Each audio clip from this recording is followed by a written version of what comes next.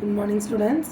இப்போ நம்ம என்ன பார்க்க போகிறோம் அப்படின்னா 12ஆம் வகுப்பு ஒரு மன்றத்திற்கு தொடர்புடைய பின்வரும் விவரங்களிலிருந்து 2018ஆம் ஆண்டுக்குரிய சந்தா மூலம் பெரும் வருவாயை கணக்கிடவும். இதில் கொடுத்துருக்காங்க 1/1/2018, 31/12/2018. சந்தா பெற வேண்டியது முன்கூட்டி பெற்ற சந்தா, இந்த ரெண்டு தான் கொடுத்துருக்காங்க. 2018ஆம் ஆண்டில் சந்தா பெற்றது 45,000. இது என்ன மிஸ் 1/1/2018, 31/12/2018 ரெண்டுமே நம்ம வருஷம் தானே. ஏன்னா 1ல் ஆரம்பித்து 31ல் முடிஞ்சால் அது நம்ம வருஷம் தானே. இதில் நாங்கள் எப்படி கண்டுபிடிக்கிறது அப்படின்னு உங்களுக்கு குழப்பம் இருக்கும். இதுக்கு ஒரு எளிமையாக ஒரு வழி இருக்குது. இங்கே இந்த டேட்டை பார்த்தீங்க அப்படின்னா 1/1/2018, 31/12/2018 இதுவும் 1லேருந்து ஆரம்பித்து முடியுதுன்னு நீங்கள் நினைக்கலாம். ஆனால் 1ஆம் தேதியே இவ்வளவு நடவடிக்கைகள் நடந்திருக்குமா அப்படின்னா இதெல்லாம் எங்கேருந்து வந்திருக்கும், இதெல்லாம் எந்த வருஷத்துடையது அப்படின்னு பார்த்தீங்கன்னா போன வருஷத்துடையது. அப்போ இந்த 1/1/2018 அப்படிங்கிற டேட்டை நீங்கள் பென்சிலில் உங்களுக்கு புரிகிற மாதிரி நீங்கள் என்ன பண்ணிக்கிறீங்க, மாற்றிக்கிறீங்க. இப்போ பாருங்களேன், 1 அப்படிங்கிற டேட்டுக்கு முந்தைய டேட் என்ன அப்படின்னா 31. 1/30 இருக்கலாம், இல்லைன்னா 31 இருக்கலாம். டிசம்பர் 31 தான்றதுனால டிசம்பரை 31 வச்சுக்கோங்க. 1 அப்படின்னா அதுக்கு முன்னாடி எந்த மாதம் இருந்திருக்கும் அப்படின்னா 12 டிசம்பர் மாதம் தான் இருந்திருக்கும். இது ஜனவரி அப்படின்னா இதுக்கு முந்தைய மாதம் டிசம்பர். அப்போ 2018 அப்படின்னா இதுக்கு முந்தைய வருடம் 2017. ஓகேவா?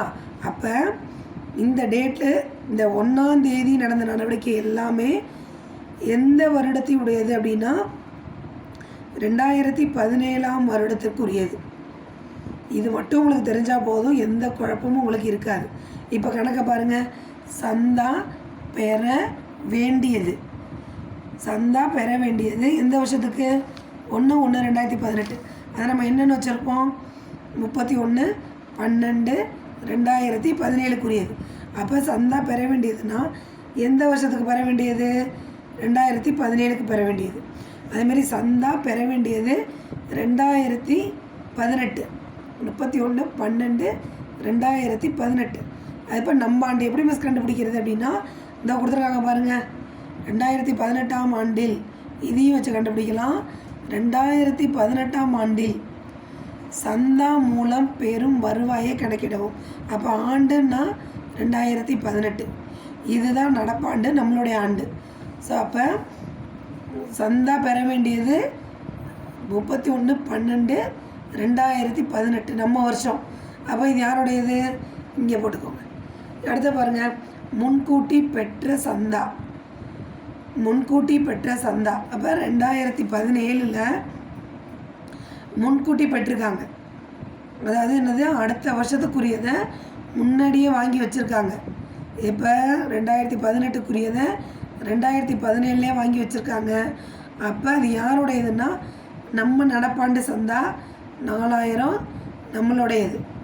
அடுத்து பாருங்கள், முன்கூட்டி பெற்ற சந்தா 31/12/2018. அப்போ 18ல் இந்த ஆண்டு நம்ம நடப்பாண்டில் வாங்கியிருக்கீங்க. அடுத்த வருஷத்துக்குரியதை, அடுத்த வருஷம் யார்? 2019க்குரியதை 2018ல் வாங்கி வச்சுருக்கீங்க. அப்போ அது யாரோடது? நம்மளோடது இல்லை, 2019ஆம் வருடத்துக்குரிய சந்தா. இது புரிஞ்சுக்கிட்டிங்களா? சந்தா பெற வேண்டியதுன்னு சொல்லி 1/1/2018 கொடுத்துருக்காங்க. அப்போ அது நம்மளோடது இல்லை, 31/12/2017க்குரியது போட்டுக்கிட்டீங்க. சந்தா பெற வேண்டியதுன்னு சொல்லி 31/12/2018 கொடுத்துருக்காங்க. ஸோ அப்போ அது நம்மளோடையது தான். அடுத்தது முன்கூட்டி பெற்ற சந்தான்னு சொல்லி 2017 டேட்டில் கொடுத்துருக்கீங்க. இப்போ யாரோடதை வாங்கி வச்சுருப்பீங்க அப்படின்னா 18உடையதை 17ல் வாங்கி வச்சுருக்கீங்க. அப்போ அதுவும் நம்மளோடையது தான். முன்கூட்டி பெற்ற சந்தான்னு சொல்லி 7,000 ரூபா 18ல் வாங்கியிருக்கீங்க. அப்போ அது யாரோடது அப்படின்னா அடுத்த வருஷம் 19க்குரிய சந்தாவை முன்கூட்டியே 18ல் வாங்கி வச்சுருக்கீங்க. எவ்வளவு? 7,000. அது நம்மளோடது கிடையாது. ஸோ அப்போ இந்த 3000மும் நம்மளோடது கிடையாது, இந்த 7000மும் நம்மளோடது கிடையாது. ஓகேவா? இந்த கணக்கில் போடலாமா? இது தெரிஞ்சுக்கிட்டிங்கன்னா கணக்கு ரொம்ப எளிமையாக போட்டுடலாம். ஸோ இது வருவாய் செலவின கணக்கில் எவ்வாறு வரும் அப்படின்றீங்க. செலவினம், வருவாயினம். ஓகேவா? இது வந்து பயிற்சி கணக்கு 11. சந்தான்னு சொன்னாலே 2018ஆம் ஆண்டில் பெற்ற சந்தா 45,000. ஓகேவா? இதில் நம்மளோடதாக இருந்ததுன்னா கூட்டுக, நம்மளோடது இல்லை அப்படின்னா கழிக்க அப்படின்னு போட்டுக்கோங்க. நான் ஏற்கனவே சொன்னேன், சந்தா பெற வேண்டியது போன வருஷத்தோடது இருக்குது. அப்போ அது 2017இல் பெற வேண்டிய சந்தா எவ்வளோ அப்படின்னு பார்த்தீங்கன்னா 3000. 2018இல் பெற வேண்டிய சந்தா 5000.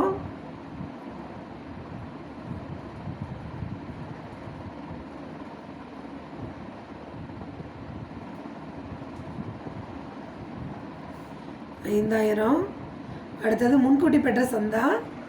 முன்கூட்டி பெற்ற சந்தா 4000. இது வந்து நம்மளுடையது, அடுத்த வருஷத்துக்குரியதை முன்கூட்டி பெற்றிருக்காங்க.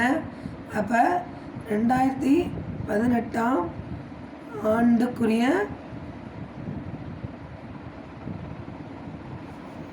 2017இல் முன்கூட்டி பெற்ற சந்தா 4000. அடுத்தது முன்கூட்டி பெற்ற சந்தா 7000. இது 18இல் முன்கூட்டி பெற்றிருக்கீங்க. அப்போ யாரோட இது? அடுத்த வருஷத்துக்குரியதை இப்போயே பெற்றிருக்கீங்க. அப்போ அது நம்மளோடது கிடையாது. 2019ஆம் ஆண்டுக்குரிய 2018இல் முன்கூட்டி பெற்ற சந்தா எவ்வளோ அப்படின்னா 7000. அப்போ கூட்டுகன் இருக்கு இல்லையா, இங்கே 9000 கூட்டினீங்க அப்படின்னா 54,000. 54,000. இது ரெண்டுத்தையும் கூட்டி போட்டிங்கன்னா 10,000. இது 7000 3000 கூட்டிங்கன்னா 10,000. இப்போ கழிக்கன்னு இருக்குது.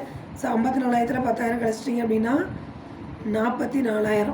இப்போ 2018இல் பெற வேண்டிய சந்தா 44,000. ஓகே, வருவாய் செலவின கணக்கு மட்டும் தான் கேட்டிருக்காங்க. இறுதி கணக்கில் எவ்வாறு தோன்றும் அப்படின்னா 2019 முன்கூட்டி பெற்ற சந்தா பொறுப்புகள் பக்கமும் நம்ம ஆண்டு பெற வேண்டிய சந்தா அதை சொத்துக்கள் பக்கமும் போடணும். Thank you students. உங்களுக்கு ஏதாவது புரியல அப்படின்னா டவுட் இருந்தால் உடனே கேளுங்க. நல்லா இருந்தாலும் சொல்லுங்கள். சப்ஸ்கிரைப் பண்ணி வச்சுக்கோங்க. முடிஞ்ச அளவுக்கு எக்ஸாமுக்குள்ளே போட்டு காட்டுறேன். Thank you students.